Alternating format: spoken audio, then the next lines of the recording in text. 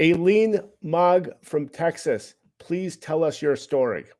Okay. Hi, David. Thanks for having me on. I just wanted to share a little bit of what happened to me as an FFL agent.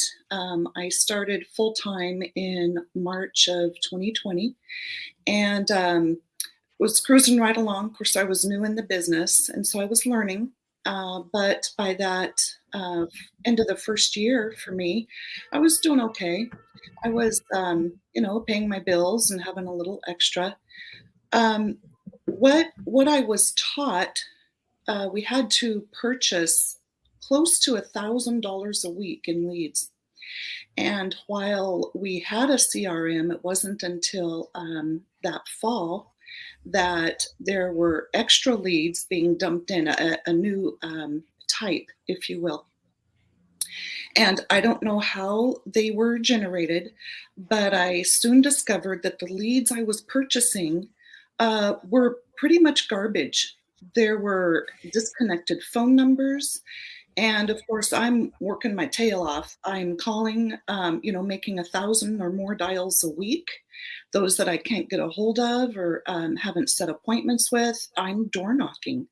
So, 60,000 miles in 1 year, that's a lot. But then I soon discovered that a lot of these had bogus addresses. They didn't exist. And like I said, phone numbers, they were disconnected. A lot of the data was just wrong. Of course, we get a small margin of, people who answer the phone and so-and-so died a year ago. Why are you calling me now? Kind of a thing. So that was one issue. And that seemed, the percentage of those garbage leads seemed to have been increasing into 2021 pretty regularly. Then I also experienced that a lot of the leads I had purchased, I was buying 2 and 3 times. And then other agents were buying the same leads. I bought leads, set appointments, and when I walked in the house, was meeting with these people, soon discovered that another FFL agent was already there. Now, I had the integrity, and I dislike that word, but I can't think of a synonym right now. I had the integrity and the honesty to let the person know, you know what, this agent has put you in a pretty good position. I just want you to know that you're doing fine. And if you have any questions, go ahead and call them. And I would leave.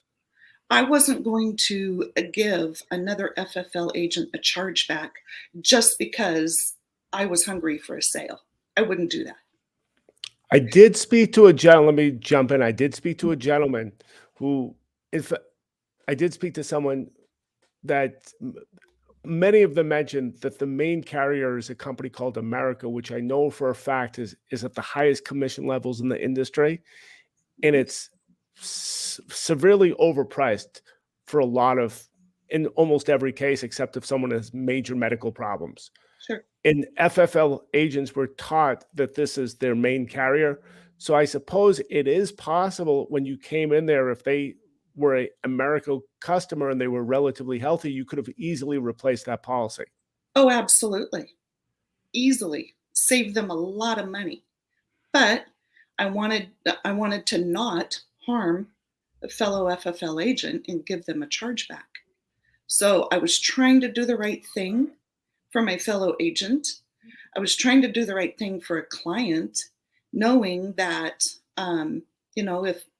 whatever, I don't want to get into that. But anyway, You don't want to go there. You don't want to go there. Don't even want to go there. But what I did discover, though, David, is that I was getting a lot of chargebacks, even on my Americo sales. Were you listening to FFL and selling Americo as they were instructing and teaching you to do? Oh, absolutely. I had the order and which carrier to use and when.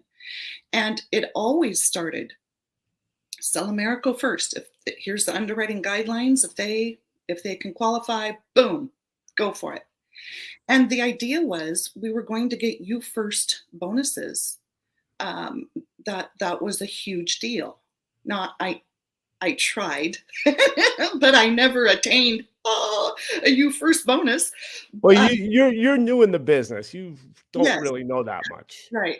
And most of my team was not here. Most of my team was in the Phoenix area. So, oftentimes I'm feeling like a lone ranger, even though I'm dialing into the weekly meetings and trainings and all that. So that's a whole nother issue.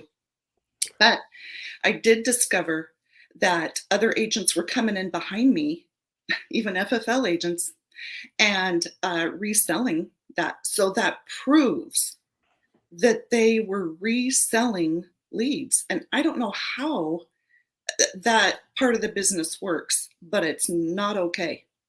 Then, then probably, I don't know. Aileen, I don't want Yes, to jump into your story because you're the main guest here.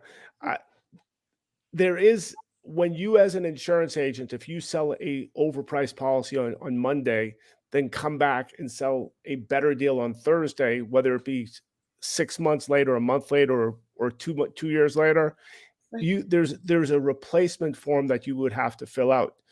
In essence, that replacement form is to remind the agent that there's something weird going on. And if I suppose that goes to the insurance company, I suppose if enough of these forms get filled out, they cancel your contract, and there could be criminal or ethical Department of Insurance issues with it.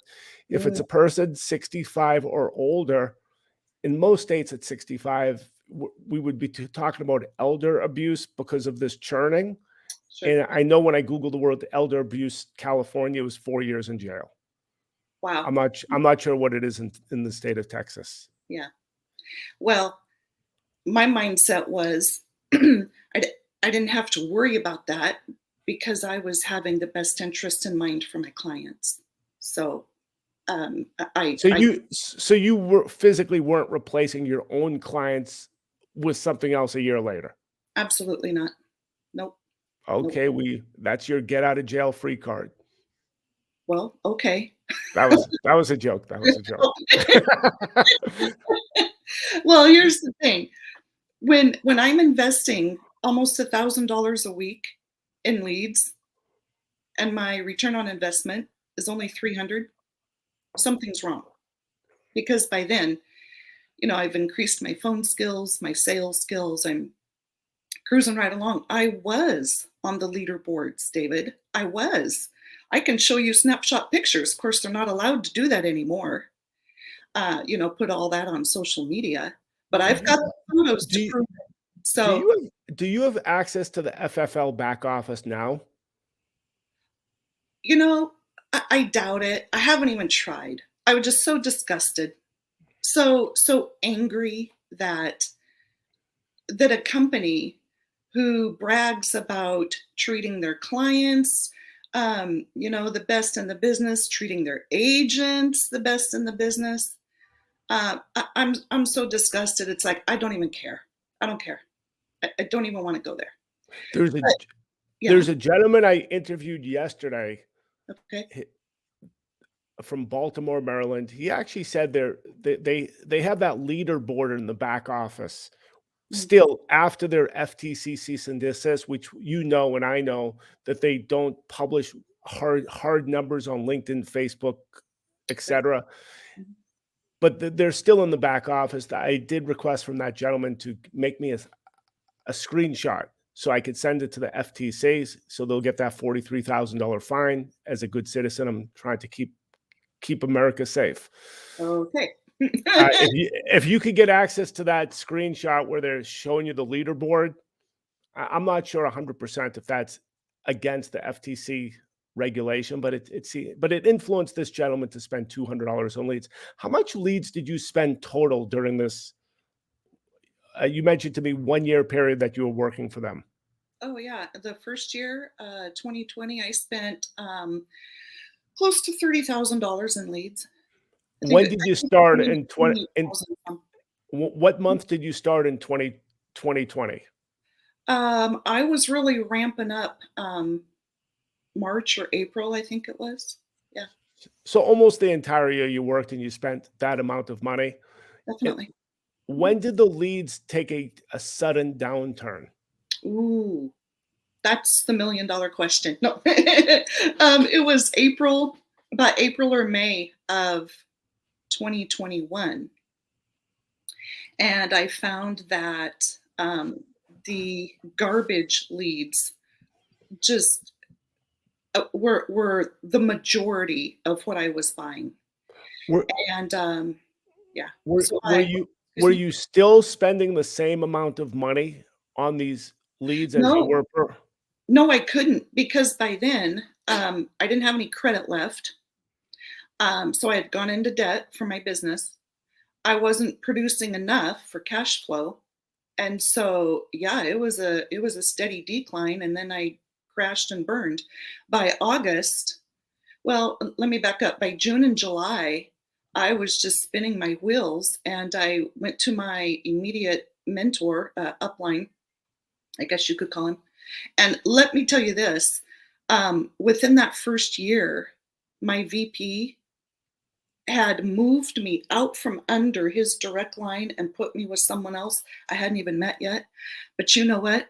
That was the best thing that ever happened to me because that mentor, and I wish I could name him, he met me where I was at. And in those last 2 months that I was with FFL, he helped me buy leads. He helped me with the dial team to help me do everything he could to see me succeed. My VP, he asked this guy, "Why are you helping Alene so much?" And this gentleman said, named him, "If I had 100 agents that worked like Alene, oh my goodness, it would be amazing. I'd take 100 Alenes over anybody else." As you So, towards the tail end, with the mhm, new mentor, did he tell you to buy leads from other places besides FFL CRM? Or I don't remember specifically. It was mostly a game of buying the volume at a discounted price in order to book enough appointments to have enough chances to meet with people and sell. So I think at that point we were just playing a numbers game to try to survive, it, but it pricing was in that same bogus lead system that you were primarily. working. So, Yes. Yeah. uh, when you mentioned that the lead started going really south in April, Mhm. when did you leave FFL entirely? So this mentor of mine and part of our team, we were a part of 2,000 agents that left FFL in August of 2021. That in itself was pretty traumatic. That started just some crazy, what I would say would be corporate outrage. And I lost the ability to service my clients through two um, carriers, well, three carriers. One of them was Americo. I can't even service my clients anymore. They locked our access to those agent portals. Um, it's been a huge struggle, and you know what has been the hardest thing is to remember that our FFL CEO and leadership always touts, we don't have any contracts here. If you want to leave, you go right ahead. But what we do is we treat our agents right, so they won't want to leave. Do you realize there are contracts? There are. And this has, obviously, I'm sure it's known in the industry, it has just spurred on lawsuits like crazy. It's been difficult, but luckily I've been able to get contracted with other carriers that are better price, better for the client, better for the agent. And so it's been a good and positive move, even though it's been so traumatic. And then, a thought just occurred to me. My VP had the audacity to call me 2 times to try to recruit me back. "Hey, just want you to know, you're always welcome here." And You and your lead money are always welcome. Absolutely, especially that lead money. How Come much on, did Susan. how much money did you spend in leads once you knew in 2021? Um, let's see. So I'd have to break it up because that would have been the first 6 months of 2021. My total spend was, 23,000, so probably still close to 20 some thousand. After the leads went south, when you knew garbage data was coming in, how much did you continue spending once you had a feeling that was garbage data? Well, that would be like March or April through June or July. Gosh, it wasn't much. I don't know, uh, 5 or 6,000 maybe. You could buy a car with that. I That's know, real money. I know. I'm so disgusted. But you know that brainwashing just and I think the hammering message, just buy more leads. Just buy more leads. Make more phone calls. Door Well, knock. Just with like a hammer. okay. I I'm pretty sure that sales pitch that was all over LinkedIn, Facebook, Instagram, everywhere from hundreds and hundreds of profiles stating, "We'll teach you how to make $250,000 a year," from hundreds of profiles. Average income on Indeed, according to Indeed.com, which is supposedly a reputable website which monitors average incomes, was $111,000. I'm pretty darn sure that was an incredibly successful recruiting technique. Yeah. See, So because that most likely there were just so many more agents coming in competing for the same amount of data. yes, yes, you hit it spot on, David.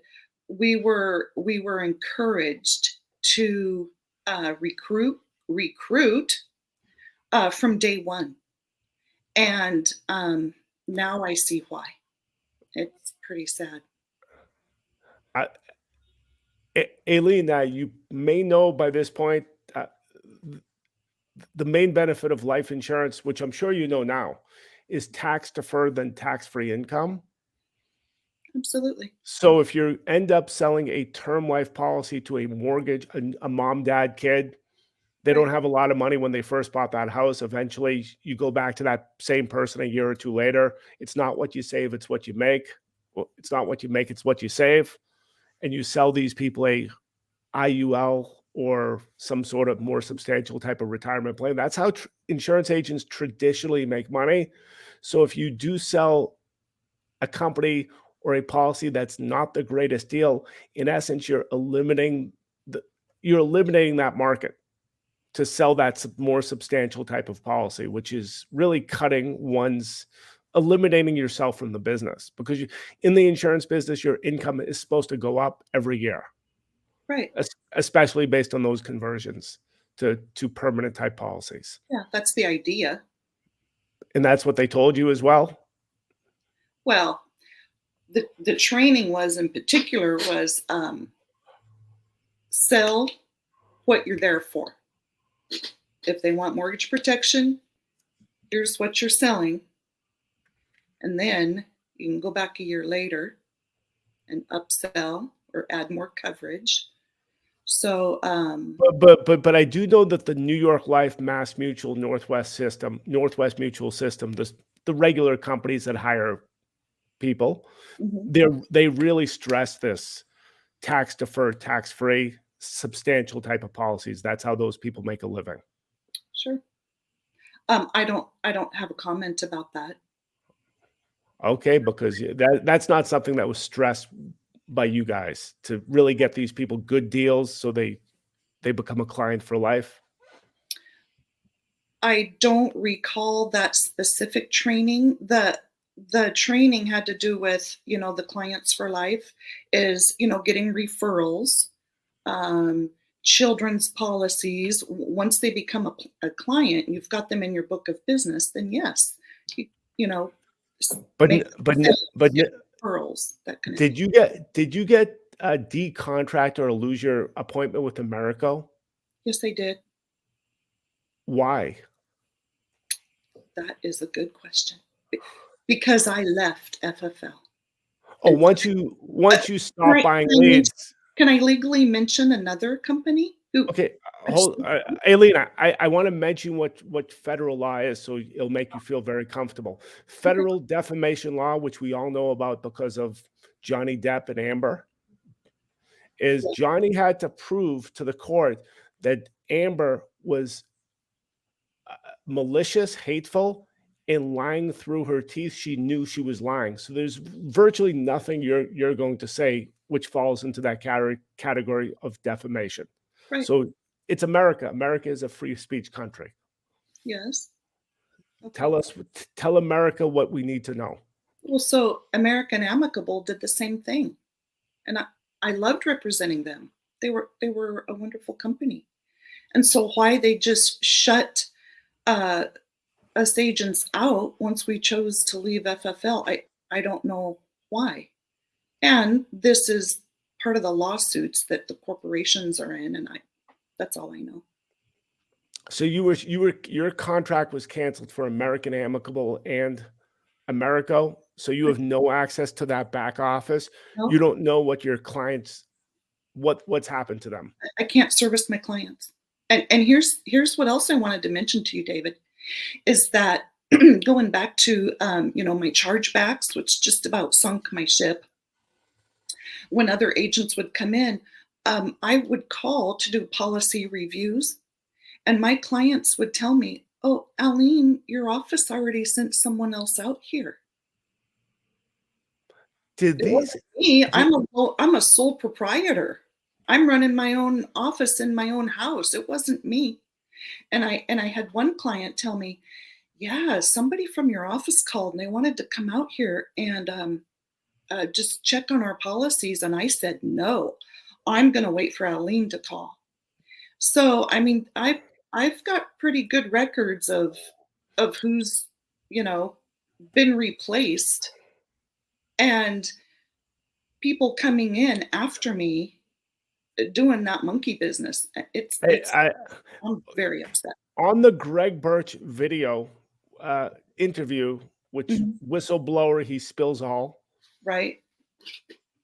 He specifically mentions churning, which obviously leads to elder abuse. I spoke to a few states, and they said they really can't prosecute or do anything unless they have specific instances of an individual who has the classic technique, buying the expensive policy first and the second policy afterwards. They said if I knew that information, I could actually file for that, and the state would do the investigate. The state would be happy to do the investigation. The state's job is to protect its citizens. Right? It would probably better, in addition to you filing that or me filing it, that the client files it himself, him or herself, in the Texas Department of Insurance website. Mhm. And I believe you filed a complaint with the Department of Insurance, state of Texas. Is that correct? Yes, I did. Yep. They're going to end up telling you the same thing. If they had all they need is one client, specifically on elder abuse. That's multiple years in jail. Wow. Okay. So if you could supply the clients, the state of Texas, that information, hopefully I personally won't be in federal court in West Palm Beach. A trial is scheduled for defamation in April of 2023. Mhm. Obviously, if the people are being prosecuted, or if the justice goes really fast and they're in jail, there's no one to complain because they're all in jail. That would be the ideal situation. I don't think it's gonna happen that quick, but I can hope. Mhm. I, Sure. and so that you heard the Greg Birch interview. I, if if there's enough of this churning, it's going to lead to elder abuse. There's no question about that. Absolutely. In And what can I else we just have? can I just say something? Uh, Sure. After that Greg Birch, uh, I don't know, bomb that was dropped. Whistleblower. Whistleblower, that's it, thank you. After that happened, within 24 hours, I get a text from my VP. Don't listen to what Greg Birch put out on Facebook. He's lying to agents. So that was a text that went to probably everybody in our team. I spoke to a woman named a person who was very close to Greg Birch from Mm, the state of Texas, okay. and she specifically told me that Greg Birch was all over the place recruiting and saying bad stuff about FFL for a long time before that happened. Are you aware of any of Mm, that? mm. You're not aware of that. I That's fine. I I met him a couple times, but it was from a distance. He's Very handsome guy, 100 from miles what away. I've seen on YouTube. Very handsome guy, very well spoken guy. Mhm, Speaks very clear and strong. It's mhm. no surprise he was the top salesman person in the company. Sure. What else we have to talk about? So what we want, Aline, we want you to get a list to supply the state of Texas. Let the state do their investigation at a certain point in time. If my trial is still going on in April, hopefully not, because I have better things to do in life. Yeah. I that information could be similar to what Johnny Depp had. I believe the reason he won his trial is he had friends. He had a lot of friends that flew across the country saying Johnny's a great guy. Amber had her sister. Mhm. Yeah. That probably was a big factor. Mhm. There's so much information that you have, and in one of my rebuttals to the court system, I called this the Wolf of Wall Street on steroids. Wow. That was. Would you say that's I'm exaggerating, or this could be? That's probably 100%. Yeah. I gave the example of Madoff ripped off rich people. Yeah. This system of getting a bunch of new insurance agents, for the most part, these are poor people. These are people that don't have jobs. Get them in and give them this information, telling them that the way to become rich in this business is to buy leads. And I know, based on speaking to not thousands of agents, it could be tens of thousands of agents. I do that 6 day per week video conference call, and I know that's completely bogus. Mhm. Well, And yeah, go ahead.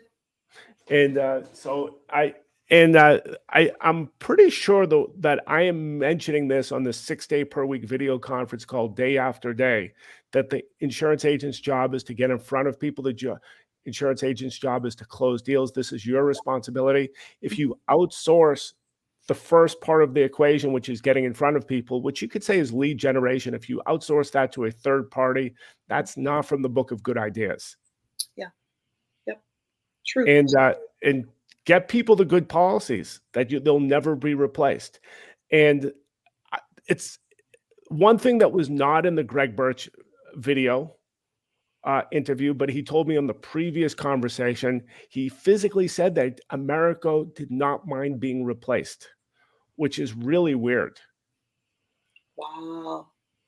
Because if your profits are so high, when a percentage of these people keep it on year 2, year 3, year 4, year 5, Yeah. and when this particular lead selling IMO is such a high percentage of the clients, like Sure. they're saying hands up, whatever comes in is better than nothing. Right. Well, see, they know in the recruiting process and the training, they're going to sell enough new policies anyway, that it's going to make up for the losses. So, yeah, that's But it's surprising that so you have no idea of who got replaced on Americo. Once you were locked out of the system, you stopped getting those emails saying your policy got replaced. well, yes and no. Now, here's the thing. This is really an irony in the whole thing. I was also thinking I was building my business well enough. I hired an admin for a couple of months, and I asked her to please do a printout of the different carriers and my list of contacts there, or go to the back office and at least give me a spreadsheet so that I can see, because I mean this goes at a fast pace. And so from my Americo list before I was locked out, I can see what was lapsed or what was withdrawn, that kind of thing. So I would just need to dig a little deeper to find out exactly what happened that would be that would fit in that definition. But you know what? I'm so busy with like Everyone's busy. Everyone is busy. Everyone is some busy. activities. I can't spend the time on that. Okay, all it takes is one case Just of one. a 65-year-old person who bought a overpriced policy in January. They got resold a better deal in December, and Mhm. that's multiple years in jail. Wow. The state needs that name. They need the address, they need the phone number. If it happens to be from the same insurance agent, that's really bad. If it's from the same lead selling IMO, I suppose Mhm. it should be the same thing, Sure. the same punishment. Wow. Okay. So if you looked at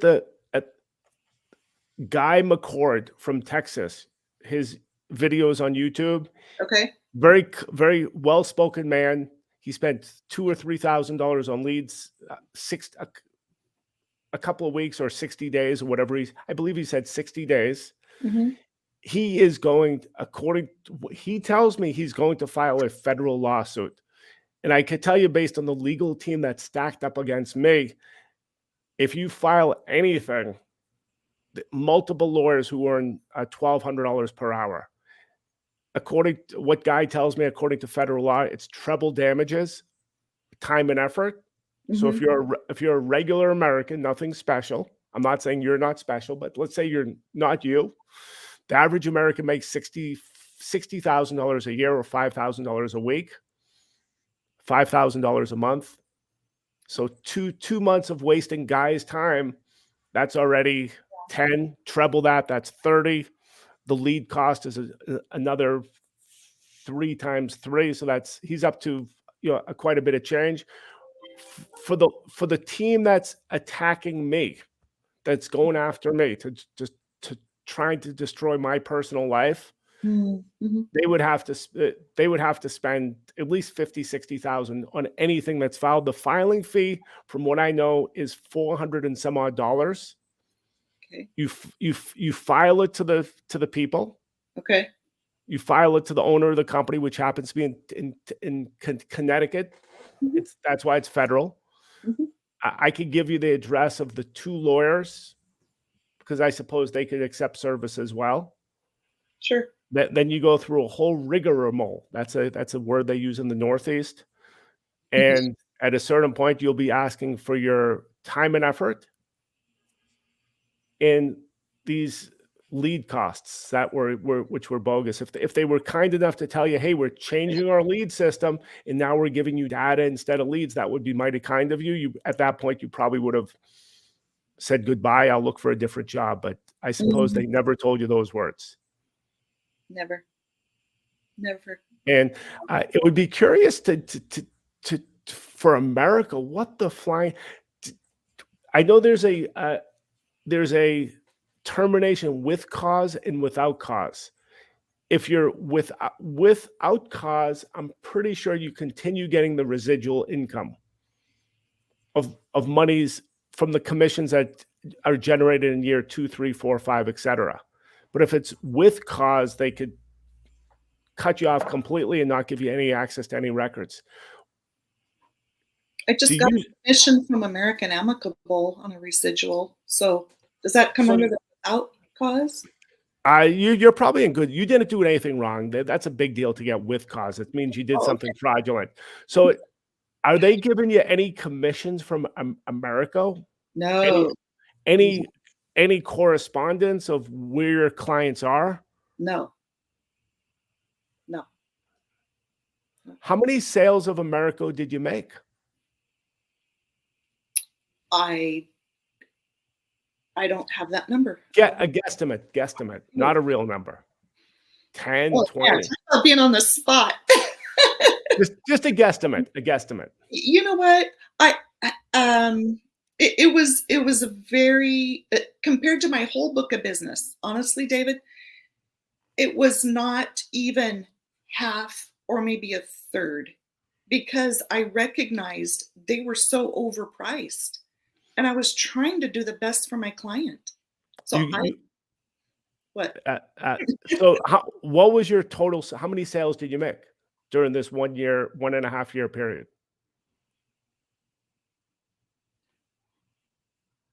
I don't know. My average month on my peak months was between 15 and 20,000 AP a month. I mean, I built up to that. To break that down into numbers, like how many How Americo, many clients did you have during this 1.5 year period? I honestly, we're supposed to track everything.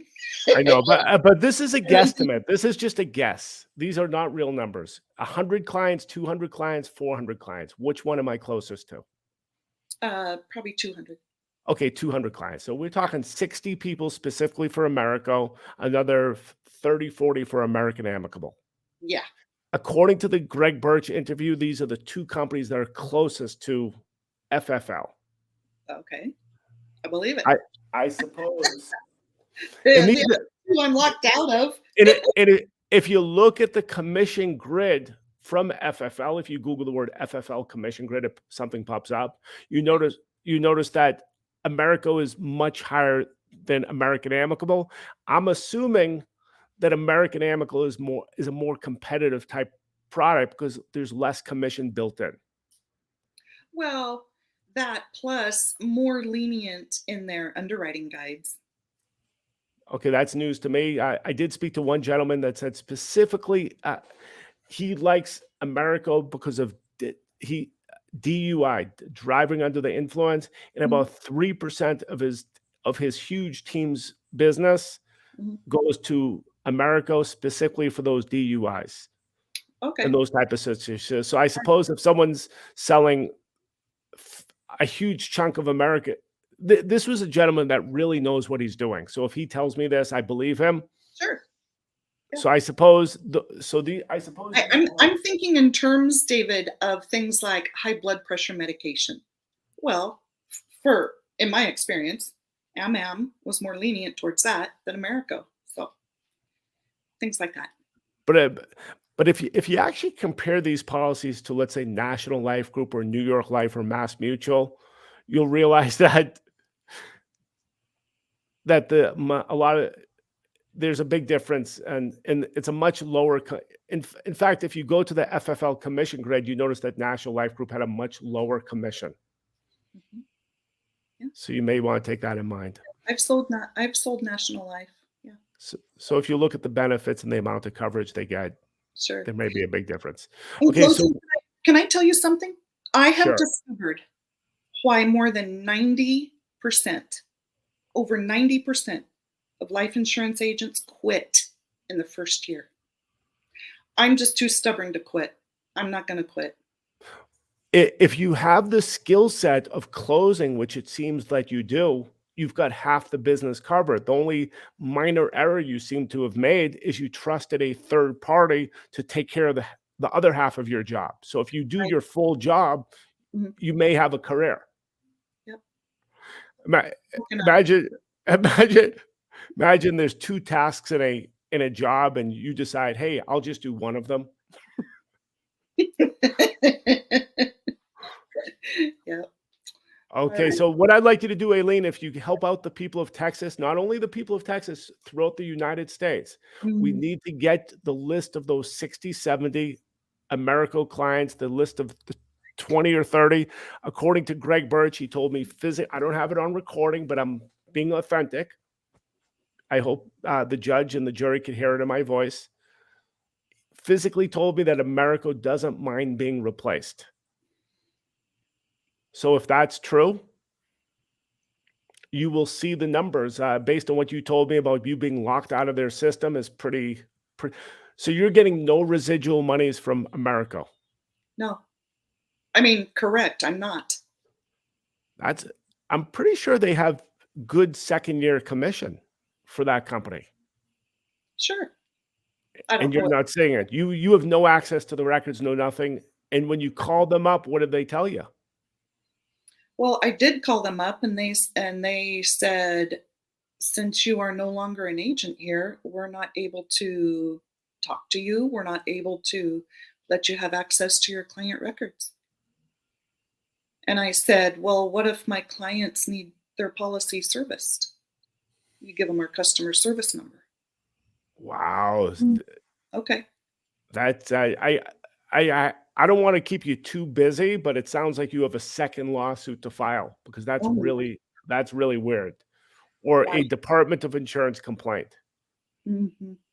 because that is weird. You're supposed to. So you would have no idea if these people got replaced unless you called them each Right. individually. Exactly. Right. Hmm. So I'm according to surprised my admin printed out a list. Otherwise, I'd have nothing except my file folders and my, cabinet to go through. So, according to the yes, Greg Birch whistleblower interview, the assumption is that he is telling the truth based on his voice. He sounds like he's telling the truth. The assumption is that there would be a lot of replacements. absolutely. Yes. Yes. That may be the reason why these two companies. I don't want to go anywhere near stuff I don't know about, but it seems really weird. Yeah. Alene, I do appreciate you coming here today. I'm definitely, hopefully, you'll be ambitious and really have a love for the American people by showing up at the defamation trial in April of 2023, if it's going to occur. And ideally, what I'm doing is I'm interviewing a lot of people. Hmm. At the, if the opposition, if I call you as a witness, it probably means that the opposition, the plaintiff, will do a, a deposition of you with their $1,200 an hour attorney. So you can imagine that that's going to get pretty expensive. You personally don't have anything to worry about, in my opinion, as long as one is truthful. In fact, you don't, unless you're, as I mentioned about that New York Times ruling from 1964. So you could literally show up at the deposition and laugh at them. Hey, you want to spend 5, 6, 7 hours deposing me? Let's have a good time. This is all it's doing is costing you money. It Wow. doesn't mean you have to show up at trial because according to the federal rules, I can only send out a subpoena for someone to appear at trial within a 100-mile radius. But Mm-hmm. just like just like apparently they were playing with you, having a good time with your bank account. Yeah. Me personally, I get a little bit, excited when people rip me off. Hello. I, Aileen, you may have the same type of personality trait, I but do. oh, if you do, I'll send you out a witness, and hopefully they'll depose you so you can have a good time for an afternoon. And if you decide to show up in West Palm Beach, life will have some sort of party in West Sure. Palm Beach. Well, I'll tell you what. I'm trusting by then I will have gotten over all this trauma in my business, and which has reflected in my personal life as well. Wow. No one Okay. will ever What's have to go what through this. what stays in West Palm Beach? What goes on in West Palm Beach stays there. So maybe we all need a vacation. Yeah, we all need a vacation. All right. Well, thank you for your time, David. I appreciate you hearing me out, and And this helps. please go through that list so you can get very specific on your Texas Department of Insurance complaint. I'll try to figure out what Guy McCord is doing on his federal lawsuit, Mhm. and maybe I'll figure out where I could have a template type system where anyone in their local community could do a filing themselves just by changing some numbers. Mhm. That would be And nice. that'll make it really easy. Okay. Aileen, have a terrific rest of the day. Bye bye. Bye bye.